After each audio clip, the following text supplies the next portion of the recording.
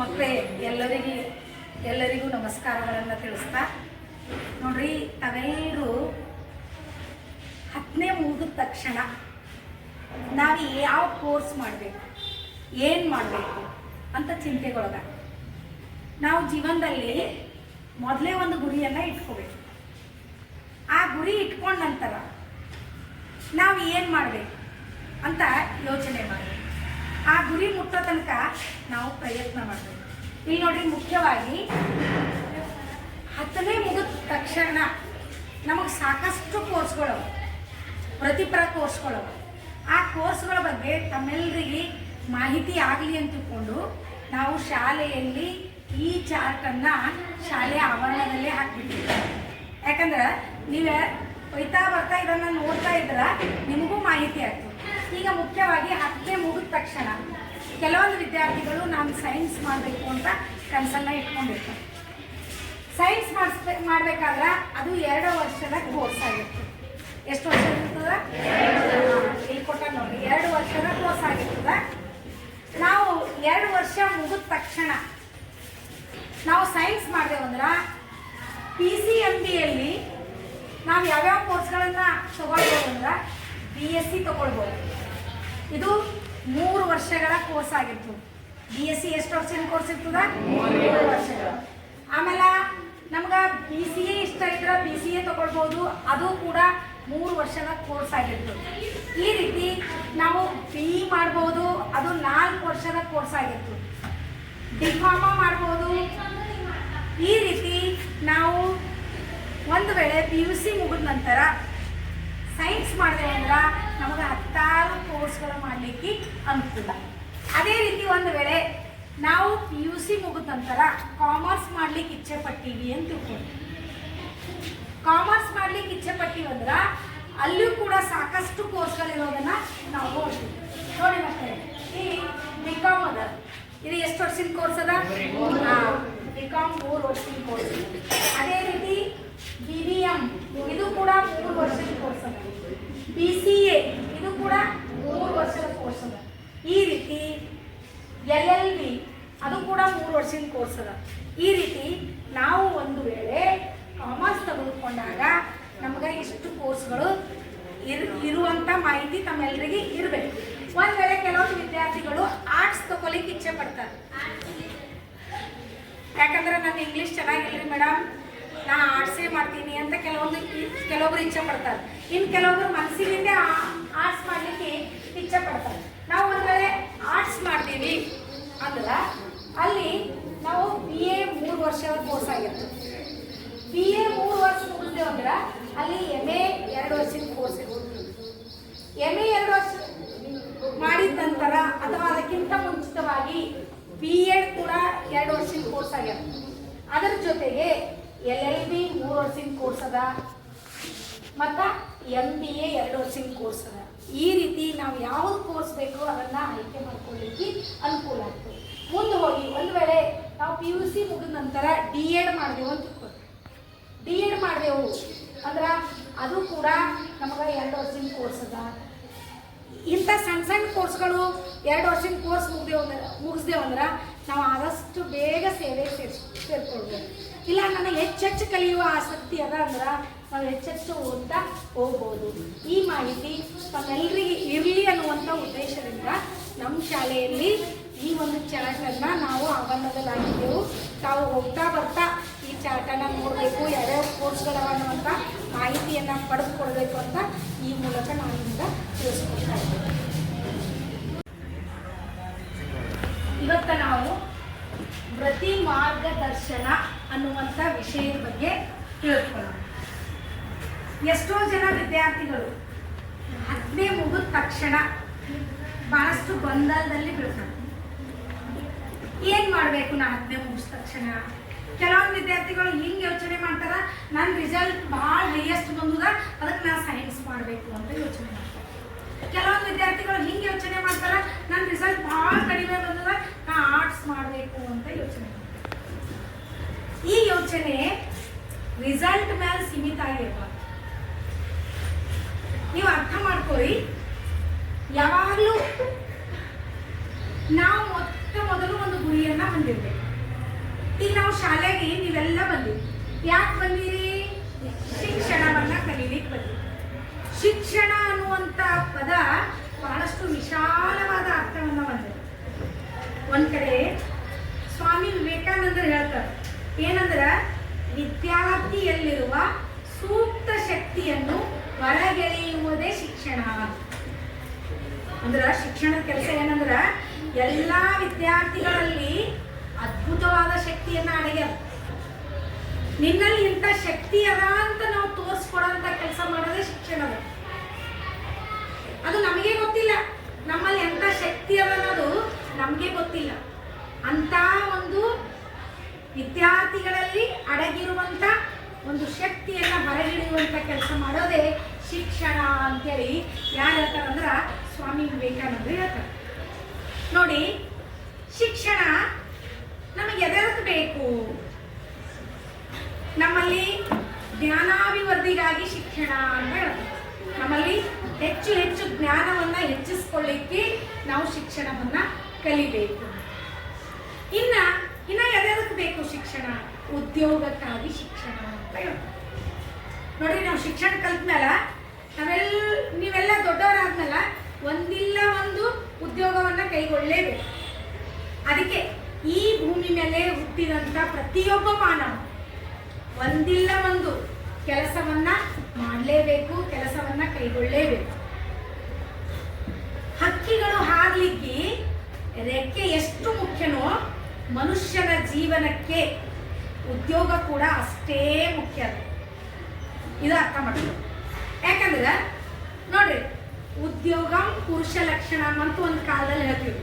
ಏನಂದ್ರ ಗಂಡು ಮಕ್ಕಳಿಗೆ ಉದ್ಯೋಗ ಇದ್ರೆ ಅವ್ರಿಗೊಂದು ಲಕ್ಷಣ ಅಂತ ಒಂದು ಕಾಲ ಐತಿ ಹೇಳೋದು. ಆದ್ರೆ ಈಗ ಹಂಗಿಲ್ಲ. ಉದ್ಯೋಗ ಸ್ತ್ರೀ ಪುರುಷ ಲಕ್ಷಣ ಅಂತ ಹೇಳ್ತಾರೆ. ಉದ್ಯೋಗ ಸ್ತ್ರೀ ಮತ್ತು ಪುರುಷ ಇಬ್ಬರಿಗೂ ಕೂಡ ಅಷ್ಟೇ ಅವಶ್ಯಕತೆ ಇದೆ. ಅದಕ್ಕೆ ಈಗ ನೀವೆಲ್ಲ ವಿದ್ಯಾರ್ಥಿಗಳಿದ್ರಿ, ಓದೋದೇ ನಿಮ್ಮ ಕೆಲಸ ಆಗಿದೆ. ಅದರ ಜೊತೆಗೆ ನೀವು ಒಂದು ಕನಸನ್ನ ಇಟ್ಕೊಂಡಿರ್ಬೇಕು. ನಾನು ದೊಡ್ಡವನಾದ ನಂತರ, ಇನ್ನು 7-8 ವರ್ಷಗಳ ಮುಗಿದ ನಂತರ ಯಾವ ಕೆಲಸವನ್ನ ಮಾಡಬೇಕು, ಅದು ಮೊದಲೇ ನೀವು ಒಂದು ಗುರಿಯನ್ನ ಇಟ್ಕೊಂಡಿರ್ಬೇಕು. ಕೆಲವರ ಗುರಿ ಇರ್ತದೆ ಏನಂದ್ರ ನಾನು ಡಾಕ್ಟರ್ ಆಗಬೇಕು. ಇನ್ನು ಕೆಲವೊಬ್ರು ಗುರಿ ಇರ್ತದೆ ನಾನು ಇಂಜಿನಿಯರ್ ಆಗಬೇಕು. ಇನ್ನು ಕೆಲವೊಬ್ರು ಗುರಿ ಇರ್ತದೆ ನಾ ಬ್ಯಾಂಕ್ ಮ್ಯಾನೇಜರ್ ಆಗಬೇಕು. ಇನ್ನು ಕೆಲವೊಬ್ರು ಗುರಿ ಇರ್ತದೆ ನಾನು ಶಿಕ್ಷಕನಾಗಬೇಕು. ಇನ್ನು ಕೆಲವೊಬ್ರು ಗುರಿ ಇರ್ತದೆ ನಾನು ರೈತನಾಗಬೇಕು. ಈ ರೀತಿ ಒಂದೊಂದು ಗುರಿಯನ್ನ ನಮ್ಮ ಜೀವನದಲ್ಲಿ ಇಟ್ಕೊಳ್ಬೇಕು. ಮೊದಲನೇದಾಗಿ ನಾವು ಒಂದು ಗುರಿಯನ್ನ ಇಟ್ಕೊಳ್ಬೇಕು. ಆ ಗುರಿ ಸರಿ ಅದನ್ನ ತಪ್ಪದ ಅಂತಕೊಂಡು ನಾವು ನಮ್ಮ ತಂದೆ ತಾಯಿಯೊಂದಿಗೆ ಸಮಾಲೋಚನೆ ಮಾಡಬೇಕು. ನೋಡ್ರಿ, ಯಾವಾಗಲೂ ತಂದೆ ತಾಯಿ ನಮ್ಮನ್ನ ಹುಟ್ಟಿ ದೊಡ್ಡವರನ್ನಾಗಿ ಮಾಡ್ತಾರಲ್ಲ. ಯಾವತ್ತರ ತಂದೆ ತಾಯಿ ನಮ್ಮ ಬಗ್ಗೆ ಕೆಟ್ಟದಾಗಿ ಯೋಚನೆ ಮಾಡ್ಯಾರ? ಈಗಲೇ ಹೇಳ್ಬೇಕು ನೀವು, ನಾನು ಜೀವನದಲ್ಲಿ ಇಂಥ ವ್ಯಕ್ತಿ ಆಗಬೇಕು, ಇಂಥ ಹುದ್ದೆಯನ್ನ ಹೊಂದಬೇಕು ಅಂತ ಗುರಿ ಇಟ್ಕೊಂಡೀನಿ ಅಂತ ಅವ್ರ ಮುಂದೆ ಪ್ರಸ್ತಾಪ ಮಾಡಬೇಕು. ನಿಮ್ಮ ಗುರಿ ಸರಿ ಇತ್ತು ಅಂದ್ರೆ ಅವ್ರು ನಿಮಗೆ ಸಹಕಾರ ಕೊಡ್ತಾರೆ. ಅವ್ರು ಹೇಳ್ತಾರೆ ನೀನು ಇಂಥ ಹುದ್ದೆಯಲ್ಲಿ ಹೋಗ್ಬೇಕಾದ್ರ ಈಗಿನಿಂದಲೇ ಈ ರೀತಿ ಪ್ರಯತ್ನ ಮಾಡಿದ್ರ ನೀ ಈ ಹುದ್ದೆಯನ್ನ ಅಲಂಕರಿಸ್ಲಿಕ್ಕೆ ಸಾಧ್ಯ ಅಂತ ಹೇಳ್ತಾರ. ಅದಕ್ಕೆ ಮೊದಲನೇದಾಗಿ ನಾವು ತಂದೆ ತಾಯಿಯೊಂದಿಗೆ ನಮ್ಮ ಗುರಿಯನ್ನ ಸಮಾಲೋಚನೆ ಮಾಡಬೇಕು. ಒಂದು ವೇಳೆ ನಮ್ಮ ಗುರಿ ಸರಿ ಇರಲಿಲ್ಲ ಅಂದ್ರೆ ಅದಕ್ಕೆ ಅವ್ರು ಇದು ಬೇಡ, ಈ ಕೋರ್ಸ್ ಮಾಡಿದ್ರೆ ಉತ್ತಮ ಅಂತ ನಮ್ಮ ಮಾರ್ಗದರ್ಶನ ಕೊಡ್ತಾರೆ. ಮತ್ತೆ ನೀವು ಗುರಿಯನ್ನ ಹೊಂದುತ್ತೀರಲ್ಲ, ಆ ಗುರಿ ನೀವು ಶಿಕ್ಷಕರ ಜೊತೆ ಕೂಡ ಹಂಚಿಕೊಳ್ಬೇಕು. ಯಾಕಂದ್ರೆ ಶಿಕ್ಷಕರು ನಿಮ್ಗ ಒಳ್ಳೆಯ ಮಾರ್ಗದರ್ಶನವನ್ನ ಮಾಡ್ತಾರೆ. ಈಗ ನಿಮ್ಗ ಒಬ್ಬ IAS ಅಧಿಕಾರಿ ಆಗ್ಬೇಕಂತ ಗುರಿ ಇಟ್ಕೊಂಡಿರಿ ಅಂತ ತಿಳ್ಕೊಳ್ಳಿ, ಜಿಲ್ಲಾಧಿಕಾರಿ ಆಗ್ಬೇಕಂತ ಗುರಿ ಇಟ್ಕೊಂಡಿರಿ ಅಂತ ತಿಳ್ಕೊಳ್ಳಿ. ಗುರಿ ಇಟ್ಕೊಳ್ಳೋದು ತಪ್ಪಿಲ್ಲ. ನಾವ್ ಯಾವಾಗ್ಲೂ ಇದು ಬಹಳ ದೊಡ್ಡ ಗುರಿ ಅದ ಅಂತ ತಿಳ್ಕೊಳೋದು ಬೇಡ. ಗುರಿ ಇಟ್ಕೊಳ್ಳೋಣ, ನಾವು ದೊಡ್ಡ ವ್ಯಕ್ತಿ ಆಗ್ತೀವಂತ ಗುರಿ ಇಟ್ಕೊಳ್ಳೋಣ. ಗುರಿ ಇಟ್ಕೊಳ್ಳೋದು ತಪ್ಪಿಲ್ಲ. ಆದ್ರ ಆ ಗುರಿ ತಕ್ಕಂತೆ ನಾವು ಪ್ರಯತ್ನ ಮಾಡ್ಬೇಕಾಗ್ತದೆ. ಪ್ರಯತ್ನ ಮಾಡಿದ್ರೆ ಮಾತ್ರ ಜೀವನದಲ್ಲಿ ಒಬ್ಬ ದೊಡ್ಡ ದೊಡ್ಡ ವ್ಯಕ್ತಿ, ಶ್ರೇಷ್ಠ ವ್ಯಕ್ತಿ ಆಗ್ಲಿಕ್ಕೆ ಸಾಧ್ಯ. ಅದಕ್ಕೆ ನಾವ್ ಯಾರ ಜೊತೆ ಸಮಾಲೋಚನೆ ಮಾಡ್ಬೇಕು? ನಮ್ಮ ಗುರಿಯನ್ನ ಶಿಕ್ಷಕರಿಗೆ. ಅವ್ರು ನಿಮ್ಗ ಒಳ್ಳೆ ಮಾರ್ಗದರ್ಶನವನ್ನ ಮಾಡ್ತಾರೆ. ಅವರು ಯಾವ ರೀತಿ ನೀ ಅಭ್ಯಾಸ ಮಾಡಬೇಕು, ಯಾವ್ಯಾವ ಕೋರ್ಸ್ಗಳನ್ನ ಮಾಡಿದ್ರೆ ಈ ಹಂತವನ್ನ ತಲುಪ್ತಿ ಅನ್ನುವಂಥ ವಿಷಯವನ್ನ ನಿಮ್ಗೆ ಶಿಕ್ಷಕರು ಕೂಡ ತಿಳಿಸ್ಕೊಡ್ತಾರೆ. ನೋಡ್ರಿ, ಒಂದು ಮಾತನ್ನ ನಿಮ್ಗೆ ಹೇಳ್ಬೇಕಾದ್ರೆ, ಯಾವಾಗಲೂ ಉದ್ಯೋಗದಲ್ಲಿ ಮೇಲು ಕೀಳು ಅಂತ ನಾವು ಭಾವಿಸ್ಬಾರ್ದು. ಡಾಕ್ಟರ್ ಹುದ್ದೆನೆ ಭಾಳ ದೊಡ್ಡದ, ಇಂಜಿನಿಯರ್ ಹುದ್ದೆನೆ ಭಾಳ ದೊಡ್ಡದ, DC ಹುದ್ದೆನೆ ಭಾಳ ದೊಡ್ಡದ, ಈ ರೀತಿ ನಾವು ತಿಳ್ಕೋಬಾರ್ದು. ಅದಕ್ಕೆ ಬದಲಾಗಿ ನೋಡ್ರಿ, ಯಾಕಂದ್ರೆ ಎಲ್ಲ ಹುದ್ದೆಗಳು ತನ್ನದೇ ಆದಂತ ಪ್ರಾಮುಖ್ಯತೆಯನ್ನ ಪಡ್ಕೊಂಡವ. ಈ ಸಮಾಜದಲ್ಲಿ ನಾವು ನೋಡ್ತೇವೆ, 10 ಹುದ್ದೆಗಳವ. ಎಲ್ಲ ಹುದ್ದೆಗಳು ನಮಗೆ ಬೇಕೇ ಬೇಕು, ಎಲ್ಲರೂ ನಮಗೆ ಬೇಕು. ಎಲ್ಲರೂ ಒಂದು ಉದ್ಯೋಗಗಳ ಕೈಗೊಳ್ಳೋಣ ಅಂತ ಹೇಳ್ಕೊಂಡು ಇವತ್ತ ಸಮಾಜ ಸುವ್ಯವಸ್ಥಿತವಾಗಿ ನಡೀಲಿಕ್ಕೆ ಸಾಧ್ಯ ಇಲ್ಲ. ನೀವೇ ಅರ್ಥ ಮಾಡ್ಕೋರಿ. ಈಗ ನಾವು ತಿಳ್ಕೊಂಡಿದ್ದೆವು ಏನಂದ್ರ, ಒಬ್ಬ ಡಾಕ್ಟರ್ ಹುದ್ದೆನೆ ಬಹಳ ಶ್ರೇಷ್ಠದ ಅಂತ ತಿಳ್ಕೊಂಡಿದ್ವಿ. ನೋಡ್ರಿ, ಒಬ್ಬ ಡಾಕ್ಟರ್ ರೋಗಿಯ ಆರೈಕೆಯನ್ನ ಮಾಡಿ ಆ ರೋಗಿಯನ್ನ ಗುಣಪಡಿಸ್ತಾರೆ. ಅದೇ ರೀತಿ ನಾವೇನ್ ತಿಳ್ಕೊಂಡಿದ್ದೆವು, ಒಬ್ಬ ಸಮಗಾರನ ಹುದ್ದೆ ಬಹಳ ಕೀಳದ ಅಂತ ನಾವು ಭಾವಿಸಿದ್ದೀವಿ. ಆದ್ರ ಒಬ್ಬ ಸಮಗಾರ ಶ್ರಮಪಟ್ಟು ಚಪ್ಪಲಿಯನ್ನು ಮಾಡಿ ಇವತ್ತ ನಾವೆಲ್ಲರೂ ಚಪ್ಪಲಿ ಹಾಕೊಂಡು ಓಡಾಡ್ಲತ್ತೀವಿ. ಅಂದ್ರ ಆ ಚಪ್ಪಲಿಯನ್ನು ಧರಿಸುವುದರ ಮೂಲಕ ನಮ್ಮ ಆರೋಗ್ಯವನ್ನ ಕಾಪಾಡ್ಕೊಳ್ತೀವಿ. ನೋಡಿ, ಸಮಗಾರ ಎಂತ ಕೆಲಸ ಮಾಡ್ಲತ್ತಾನ? ಚಪ್ಪಲಿ ಮಾಡಿ ನಮ್ಮ ಪಾದಗಳ ಆರೈಕೆ ಮಾಡ್ತಾ ಇದ್ದಾನೆ, ನಮ್ಮ ದೈಹಿಕ ಆರೋಗ್ಯವನ್ನ ಕಾಪಾಡ್ತಾ ಇದ್ದಾನೆ. ಅಂದಮೇಲೆ ಒಬ್ಬ ಡಾಕ್ಟರ್ ಹುದ್ದೆಗೂ ಒಬ್ಬ ಸಮಗಾರನ ಹುದ್ದೆಗೂ ಯಾವ ವ್ಯತ್ಯಾಸವೂ ಇಲ್ಲ. ಇದನ್ನ ನಾವು ಅರ್ಥ ಮಾಡ್ಕೋಬೇಕು. ಇದೇ ಹುದ್ದೆ ಶ್ರೇಷ್ಠ ಅನ್ನುವಂಥ ಭಾವನೆ ನಮ್ಮಲ್ಲಿ ಇಟ್ಕೊಳ್ಬಾರ್ದು. ಆದ್ರೆ ನಮ್ಮ ಆಸಕ್ತಿಗೆ ಅನುಗುಣವಾಗಿ ಆ ಹುದ್ದೆಯನ್ನ ನಾವು ಅಲಂಕರಿಸ್ಬೇಕು. ಇನ್ನೊಂದು ಮಾತು ಹೇಳ್ತೀನಿ, ಕೆಲವೊಬ್ಬರು ತಿಳ್ಕೊತಾರೆ ಶಾಲೆಯಲ್ಲಿ ಪಾಠ ಮಾಡುವ ಶಿಕ್ಷಕರ ಹುದ್ದೆನೇ ಬಹಳ ಶ್ರೇಷ್ಠದ ಅಂತ ತಿಳ್ಕೊತಾರೆ. ನೋಡ್ರಿ, ಒಬ್ಬ ಶಿಕ್ಷಕನ ಹುದ್ದೆಗೆ ಹೊಲದಲ್ಲಿ ಬಿಸಿಲು ಮಳೆ ಗಾಳಿ ಎನ್ನದೆ ದುಡಿದು ನಮ್ಮೆಲ್ಲರಿಗೆ ಅನ್ನವನ್ನ ಉಣಬಡಿಸುತ್ತಿರುವಂತ ಒಬ್ಬ ರೈತನ ಹುದ್ದೆಗೆ ಯಾವ ವ್ಯತ್ಯಾಸವೂ ಇಲ್ಲ. ನೋಡಿ, ನಾವು ಜ್ಞಾನದ ಬೀಜವನ್ನ ಬಿತ್ತೆ ವಿದ್ಯಾರ್ಥಿಗಳಲ್ಲಿ ಬಿತ್ತೇವ. ರೈತ ಕಾಳುಗಳನ್ನ ಬಿತ್ತುವ ಮೂಲಕ ನಮಗೆಲ್ಲರಿಗೆ ಅನ್ನವನ್ನ ನೀಡ್ತಾ ಇದ್ದಾನೆ. ಅಂದಮೇಲೆ ಎರಡು ಹುದ್ದೆಗಳು ಸಮಸಮನೆ. ನಿಜವಾಗಿ ನೋಡಿದ್ರ ರೈತನ ಹುದ್ದೆನೇ ಬಹಳ ಸರ್ವಶ್ರೇಷ್ಠ ಅಂತ ನಾವು ಹೇಳ್ಬೋದು. ಅದಕ್ಕ ಮಕ್ಕಳೇ, ನಾವು ಒಂದು ಗುರಿಯನ್ನ ಹೊಂದೋಣ. ನಾವು ಯಾವುದೇ ಹುದ್ದೆಯನ್ನ ಅಲಂಕರಿಸಲಿ, ಆ ಹುದ್ದೆ ಹೆಂಗ್ ಮಾಡ್ಬೇಕು ನಾವಂದ್ರ ಶ್ರದ್ಧೆ, ನಿಷ್ಠೆ, ಪ್ರಾಮಾಣಿಕತೆಯಿಂದ ಆ ಹುದ್ದೆಯನ್ನ ಮಾಡ್ಬೇಕು. ನೋಡ್ರಿ, ಕೆಲವರು ಏನು ಆಸೆ ಪಡ್ತಾರಂದ್ರ, ನಾನು ಭಾಳ ಹಣ ಗಳಿಸುವಂತ ಹುದ್ದೆನೇ ಮಾಡ್ಬೇಕು ಅಂತ ಆಸೆ ಇಟ್ಕೊತಾರೆ. ಆಸೆ ಇಟ್ಕೊಳ್ಳೋದು ತಪ್ಪಿಲ್ಲ, ಹಣ ಗಳಿಸೋದು ತಪ್ಪಿಲ್ಲ. ಆದ್ರೆ ಆ ಹಣವೇ ನಮ್ಮ ಜೀವನ ಆಗ್ಬಾರ್ದು. ನೋಡ್ರಿ, ಯಾವುದೇ ಹುದ್ದೆಯಲ್ಲಿ ಹೋದ್ರೂ ನಮಗೇನಂದ್ರ ಬಹಳಷ್ಟು ಒತ್ತಡಗಳವ. ಕೆಲವೊಂದು ಹುದ್ದೆಗಳು ಬಹಳಷ್ಟು ಒತ್ತಡದಲ್ಲಿ ನಾವು ಕೆಲಸ ಮಾಡ್ಬೇಕಾಗ್ತದೆ. ಇನ್ನೊಂದು ಕೆಲವೊಂದು ಹುದ್ದೆಗಳವ ನಮಗೆ ಸಂತಸದಾಯಕವಾಗಿ ಕೆಲಸ ಮಾಡುವಂತ ಹುದ್ದೆಗಳು ಕೂಡ ಅವ. ಅದಕ್ಕೆ ನಾವು ಯಾವುದೇ ಹುದ್ದೆಯಲ್ಲಿ ಹೋಗ್ಲಿ ಮನಸ್ಸಾಕ್ಷಿಯಿಂದ ಆತ್ಮತೃಪ್ತಿಯಿಂದ ಕೆಲಸ ಮಾಡಿದ್ರೆ ನಾವು ಅಲ್ಲಿ ಯಶಸ್ಸನ್ನು ಗಳಿಸಲಿಕ್ಕೆ ಸಾಧ್ಯ ಅದ. ಅದಕ್ಕೆ ನೋಡಿ, ನಾವು ನಿಜವಾಗಿ ಹೇಳ್ಬೇಕಾದ್ರೆ ಪ್ರತಿಯೊಬ್ಬ ಹೆಣ್ಮಕ್ಳಿರಲಿ ಗಂಡು ಮಕ್ಕಳಿರಲಿ ಪ್ರತಿಯೊಬ್ಬರು ಒಂದಿಲ್ಲ ಒಂದು ಕೆಲಸವನ್ನ ಕೈಗೊಂಡಿದ್ರ ನಮ್ಮ ದೇಶ ಪ್ರಗತಿಯತ್ತ ಸಾಗಲಿಕ್ಕೆ ಸಾಧ್ಯ ಇರುತ್ತೆ.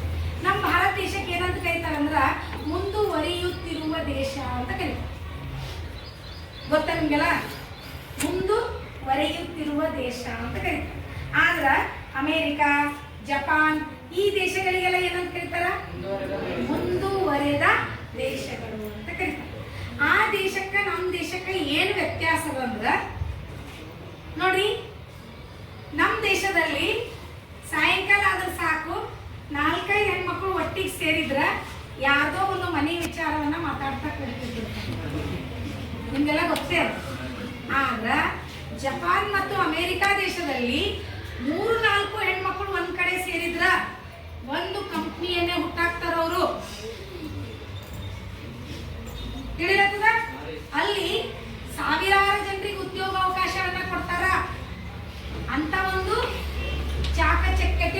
ಹೋಗಲ್ಲವ. ಆ ಕಾರಣದಿಂದ ಆ ದೇಶಗಳನ್ನು ನಾವು ಮುಂದುವರೆದ ದೇಶಗಳಂತ ಕರಿತೀವಿ. ಅದಕ್ಕೆ ಈಗ ನೀವೆಲ್ಲರೂ ವಿದ್ಯಾರ್ಥಿಗಳಿದ್ರಿ, ಮುಂದೆ ಯುವಕರಾಗ್ತೀವಿ. ಅದಕ್ಕೆ ಮುಖ್ಯವಾಗಿ ನಾವು ಉದ್ಯೋಗವನ್ನು ಕೈಗೊಳ್ಳೋದ್ರ ಜೊತೆಗೆ ನಾವೇನು ಮಾಡಬೇಕು, ನಮ್ಮಲ್ಲಿ ಮಾನವೀಯ ಮೌಲ್ಯಗಳನ್ನು ಬೆಳೆಸ್ಕೊಳ್ಳೋದು ಕೂಡ ಅಷ್ಟೇ ಮುಖ್ಯ. ಒಂದು ಕಡೆ ಡಾಕ್ಟರ್ ಸರ್ವಪಲ್ಲಿ ರಾಧಾಕೃಷ್ಣನವರು ಹೇಳ್ತಾರೆ, ಮನುಷ್ಯ ಹಕ್ಕಿಯಂತೆ ಆಕಾಶದಲ್ಲಿ ಹಾರುತ್ತಿದ್ದಾನೆ, ಮೀನಿನಂತೆ ನೀರಿನಲ್ಲಿ ಈಜುತ್ತಿದ್ದಾನೆ, ಚಂದ್ರಲೋಕಕ್ಕೆ ಹೋಗಿ ಬರುತ್ತಿದ್ದಾನೆ, ಆದರೆ ಮನುಷ್ಯ ಮನುಷ್ಯನಾಗಿ ಬದುಕೋದನ್ನ ಕಲಿಯುತ್ತಿಲ್ಲ. ಅದಕ್ಕೆ ನಮ್ಮಲ್ಲಿ ನಾವು ಒಳ್ಳೊಳ್ಳೆ ಗುಣಗಳನ್ನ ಬೆಳೆಸ್ಕೊಳ್ಳೋದು ಕೂಡ ಅಷ್ಟೇ ಮುಖ್ಯ ಅದ. ನೋಡ್ರಿ, ನಾವೆಲ್ಲ ವಿದ್ಯಾರ್ಥಿಗಳಾಗಿ ಮುಂದೆ ಒಬ್ಬ ದೊಡ್ಡ ವ್ಯಕ್ತಿ ಆದ್ರೂ ಕೂಡ ಯಾವತ್ತೂ ನಮ್ಮ ತಂದೆ ತಾಯಿಯನ್ನ ಮರಿಬಾರ್ದು, ನಮ್ಮ ಗುರು ಹಿರಿಯರಿಗೆ ಗೌರವ ಕೊಡೋದನ್ನ ಮರಿಬಾರ್ದು. ನಾವು ಎಂಥ ಹುದ್ದೆಯಲ್ಲಿದ್ದರೂ ಯಾರ ಜೊತೆ ಹೆಂಗೆ ಮಾತಾಡಬೇಕು ಅದನ್ನ ಕಲಿಬೇಕು. ನಾವು ಇಂಥ ಮಾನವೀಯ ಮೌಲ್ಯಗಳು ಕೂಡ ನಮ್ಮ ಜೀವನಕ್ಕೆ ಬಹಳಷ್ಟು ಪ್ರಾಮುಖ್ಯತೆಯನ್ನ ತಂದು ಕೊಡ್ತಾವ. ಅದರ ಜೊತೆಗೆ ಈಗ ಮಕ್ಕಳೇ ನಾವೆಲ್ಲ ಗುರಿ ಇಟ್ಕೊಂಡಿದ್ವಿ. ಈಗ ನಾನು ನಿಮ್ಗೆ ಏನು ಮಾಡ್ತೀನಂದ್ರೆ, ತಾವೆಲ್ಲರೂ ಒಂದು ಚಿಟ್ಟಿ ತೆಗೀರಿ, ಆ ಚಿಟ್ಟಿಯಲ್ಲಿ ನಿಮ್ಮ ಗುರಿಯನ್ನು ಬರೆದು ನನಗೆ ಕೊಡು. ನಾನು ನಿಮ್ಮೆಲ್ಲರ ಗುರಿಯ ಒಂದು ಚಿಟ್ಟಿಗಳನ್ನು ಜೋಪಾನವಾಗಿ ಇಟ್ಕೊಂಡಿರ್ತೀನಿ. ನಿಮ್ಮ ಗುರಿ ಏನದ ಅದನ್ನು ನಾನು ನೋಡಿ ಆ ಗುರಿಯನ್ನು ಮುಟ್ಲಿಕ್ಕೆ ನೀವು ಯಾವ ರೀತಿ ಪ್ರಯತ್ನ ಪಡಬೇಕು ಅಂತ ಮೇಲಿಂದ ಮೇಲೆ ನಿಮಗೆ ಎಚ್ಚರಿಸ್ತಾ ಹೋಗ್ತೀನಿ. ಅರ್ಥ ಆಗ್ಲತ್ತದ? ಎಚ್ಚರಿಸ್ತಾ ಹೋಗ್ತೀನಿ. ಮುಂದೆ ನೀವು ಆ ಗುರಿ ಮುಟ್ಟುತ್ತೀರೋ ಇಲ್ಲವೋ ಅನ್ನೋದು ಕೂಡ ಆ ಒಂದು ನೀವೇನು ಬರ್ಕೊಡ್ತಾರಲ್ಲ ಈಗೆಲ್ಲೋ ನಿಮ್ಮ ಗುರಿ ಏನೋ ಆ ಚಿಟ್ಟಿಗಳ ಹಾಗೇ ಇಟ್ಬಿಡ್ತೀನಿ ನಾನು. ನೋಡ್ರಿ, ಗುರಿ ಮುಟ್ಟಬೇಕಾದ್ರೆ ಬರೀ ಗುರಿ ಇಟ್ಕೊಳ್ಳೋದು ದೊಡ್ಡದಲ್ಲ. ಆ ಗುರಿ ಮುಟ್ಟಬೇಕಾದ್ರೆ ಸತತವಾದ ಪ್ರಯತ್ನ ಬೇಕು. ನಮಗೆ ಒಳ್ಳೆ ಮಾರ್ಗದರ್ಶನ ಬೇಕು, ಮತ್ತೆ ಜೊತೆಗೆ ಏನ್ ಬೇಕು? ಸತತವಾದ ಪ್ರಯತ್ನ ಬೇಕು. ಸತತ ಪ್ರಯತ್ನವೇ ಸಾಧನೆಗೆ ದಾರಿ ಅಂತ ಕರೀತಾರ. ಈಗ ಒಂದು ನಿಮಿಷ ನಿಮಗೆ ಸಮಯ ಕೊಡ್ತೀನಿ. ತಾವೆಲ್ಲರೂ ನಿಮ್ಮ ಹೆಸರು, ತಂದೆ ಹೆಸರು ಹಾಕಿ ನಿಮ್ಮ ಗುರಿಗಳನ್ನ ಬರೆದು ಆ ಚಿಟ್ಟಿಗಳನ್ನ ನನಗೆ ಕೊಡಬೇಕು.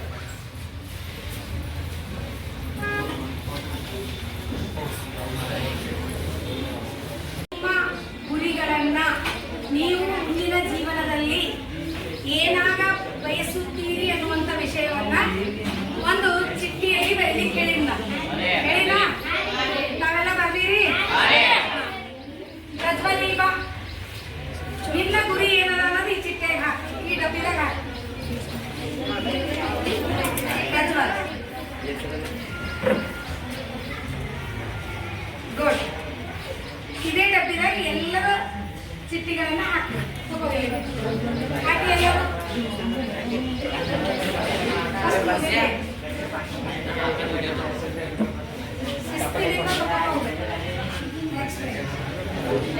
ಮುಂದೆ ಮುಂದೆ ಈ ಕಡ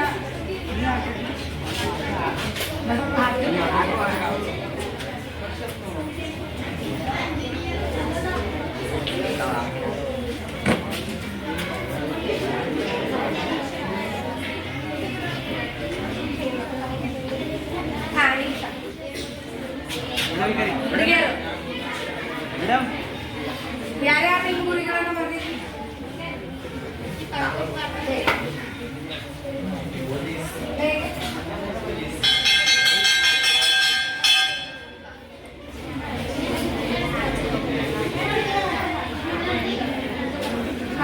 ವಿಜಯಲಕ್ಷ್ಮಿ ಕಲೆಕ್ಟ್.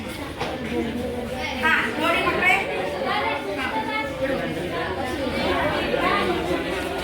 ಒಂದು ನಿಮಿಷ ಅರ್ಥ ಮಾಡ್ಕೋಬೇಕು. ತಾವೆಲ್ಲರೂ ತಮ್ಮ ಗುರಿಗಳನ್ನ ಇದರಲ್ಲಿ ಬರ್ತೀವಿ. ಈಗ ನೋಡ್ರಿ, ನಾವೆಲ್ಲರೂ ಮನುಷ್ಯರಿದ್ದೀವಿ. ಈ ಭೂಮಿ ಮೇಲೆ ಎಲ್ಲಕ್ಕಿಂತ ಸರ್ವಶ್ರೇಷ್ಠವಾದಂಥ ಸ್ಥಾನ ಯಾರಿಗದ ಅಂದ್ರೆ ಅದು ಮನುಷ್ಯನಿಗೆ ಮಾತ್ರ ಅದ. ಯಾಕದ ಅಂದ್ರೆ ಮನುಷ್ಯ ಬುದ್ಧಿಜೀವಿಯನ್ನ, ಮನುಷ್ಯನಲ್ಲಿ ಮಾತನಾಡುವಂಥ ಕಲೆ ಅದು, ಮನುಷ್ಯನಲ್ಲಿ ಕೌಶಲ್ಯ ಅದು.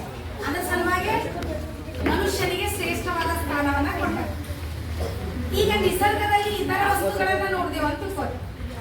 ನದಿ ದಿನಾ ದಿನಾ ದಿನ ಹರಿತದ ಎಲ್ಲ ಯಾವತ್ತರ ನದಿ ಬೇಜಾರ ಆಗ್ಯಾದ ಅಂತಿಕೊಂಡು ನಿಂತು ಬಿಟ್ಟಿದ್ ನೋಡಿದ್ರೆ ನೀವು ಇಲ್ಲ. ಸೂರ್ಯ ದಿನಾ ಬೆಳಗ್ತಾನ